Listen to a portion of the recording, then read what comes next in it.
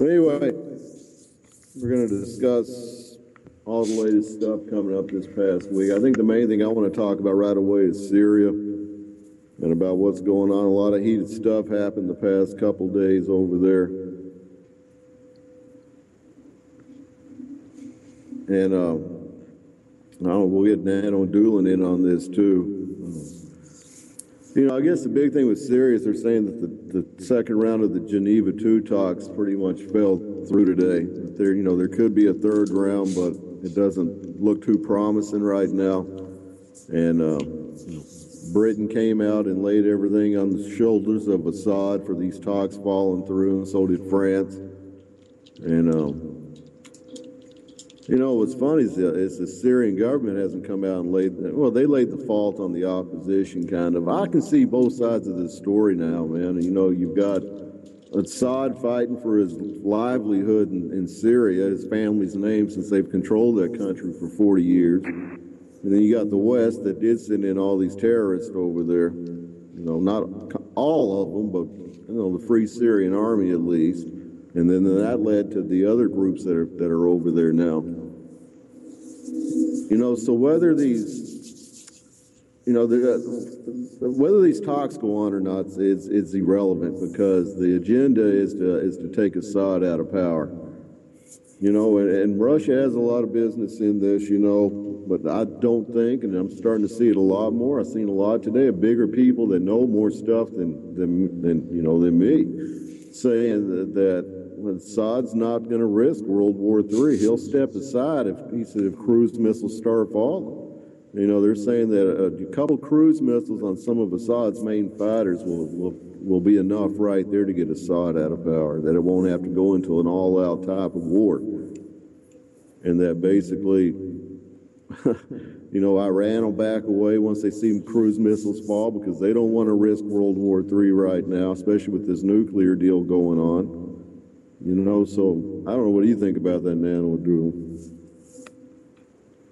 I did see one thing where Russia is, okay, so there's a rumor going around that, we had not a rumor, the French president did come to visit Obama, but the rumor is that there may be a strike with France and the U.S. striking Syria. And then I saw something today where Russia, I think you had it posted, Dave, where Russia is ready to call in the UN regarding Syria, because I know he doesn't want that.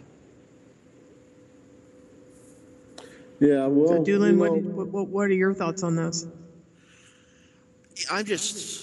It's puzzled me with the so-called peace talks. Again, they went back in there, and this pretty much picked up where they left off at. And I don't see how pointing fingers and putting a blame game and stuff on people and calling people murderers or anything else is going to, quote, be a peace talk. Both sides are guilty of sin on this. We found pictures earlier we posted on the news article site there, atrocities and stuff, men, women, and especially a large number of children killed, don't know which side did it, and the bodies literally just piled up and along the streets. It's out of hand. And, at this point, something does need to be done. But if Assad steps down, what group is going to take power? Is it going to be the Muslim Brotherhood? Is it going to be Al-Qaeda, ISIS, some other nutcase that comes out here with a gun and just say, I'm going to be leader? There's not been a plan or anything for what they've done so far other than just chaos. Well, and that and out-and-out murder. I mean... Exactly. This has got to be the biggest mess I've ever seen. Seriously. I mean, we've seen a lot of horrible, bad things. There was another thing I saw today while I'm doing research for the show, where they had all these pictures. I think it was on Veterans Today, and they were reviewing all of these gruesome videos of, how they kill people in the streets, assassinate them one way or another. No sense in getting into graphics there, but we were talking before the show about the media. The media is owned by our friends, the powers that be. And so, of course, they want to make this as graphic and as horrible as they can, because we'll turn away. We won't hang in there and go, what can we possibly do? It's just so inhumane, and off the charts. I know last week we talked a lot about the ISIS folks, and the one that you were talking about, I think, was Michael Aquino, right? That he had come from, he started out in the Church of Satan, so this is where the backdrop is for these kinds of folks. So we're dealing with, I hate to use the word evil, but because this has gone beyond war. This is just brutal evil. I think that those are the two words I'd use. What do you do? Well, exactly. You know, it's brutal murder is what it is, and it's civilians that are getting caught up in it all. You know, they come out with a new number today of people so far that have been documented dead. And they said it's up to almost, was it 140, almost 141,000 so far. And they said just in the past 3 weeks alone, during these peace talks, it's been the most brutalist time in Syria, where 200 people a day has died for the last 3 weeks. And they said that comes out to about 5,000 people have been killed in 3 weeks. And this has been the most ever. They said this war is just blowing. They said this ain't simmering no more. This is blowing up. And at the same time, these peace talks fell through, you know, and you know, I've been telling people, hey, these peace talks are going to make things worse, if anything, and that's exactly what happened. I mean, you take this story that came out today. Syria adds opposition peace talks delegates to terrorist list.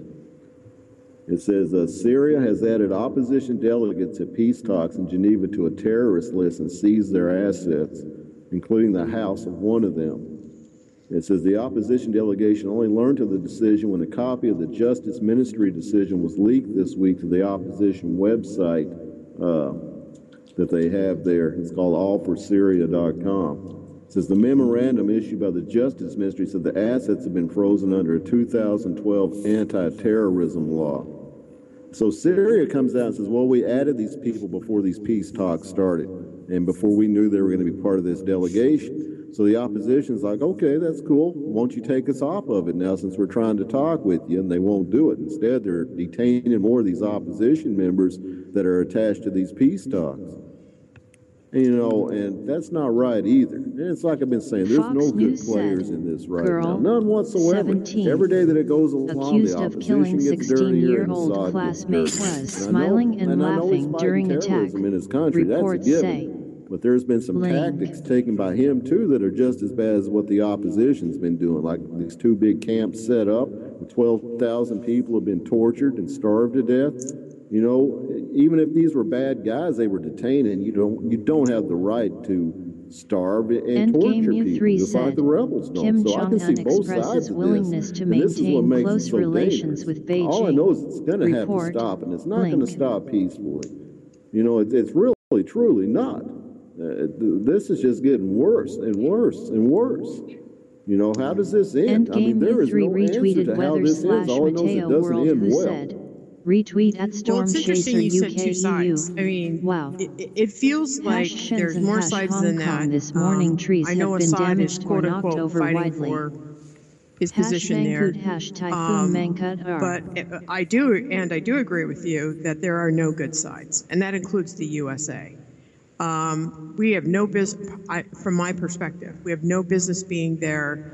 I think this is just complete, total insanity. You can add ISIS to this, which I think is backed by lots of different interesting U.S. Air entities. And we're Force thinking, B-2 you know, spirits took off from Joint Base Pearl Harbor Hickam to conduct routine training at Wake Island and in the V. So even if, I mean, what exactly would you say at the peace talks?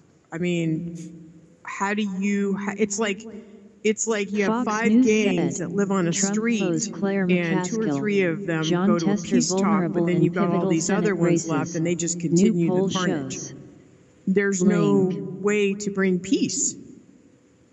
And who does inherit this mess? Because by the time they get done doing this, what is really going to be left of this poor country? Endgame U3 said, UN investigators found a massive increase in fuel shipments to North Korea involving Russian and Chinese ships. We're going to have some attacks over here, and they're going to be real, and they're going to be fake, but they're all going to be, you know, accusing Syria of doing these, and Hezbollah, which there are thousands of cells over here.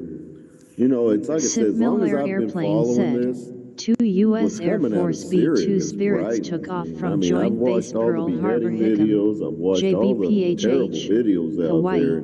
to conduct And routine. it's scary because the worst jihadists in the world are in Syria and Iraq right now. I mean, this ISIS, for example, Al-Qaeda came out and distanced themselves from them, a couple of weeks ago saying, damn, we're bad, but these guys are horrible. Assad's troops are scared of them. Assad's troops are dropping their guns when ISIS comes march. ISIS is marching toward Damascus right now because Assad's forces are scared of them. You got the Free Syrian Army. They're freaking scared of them. They're like, these dudes are waving heads around on sticks and driving up and down streets and cutting, people's arms and legs off. And, these guys, they just don't kill you. They torture you, then they kill you. Earthquake alert said 1.7 magnitude hash earthquake. The brutality over there. 125 kilometers northwest of Arctic Village, just off the Alaska. Over there. Link.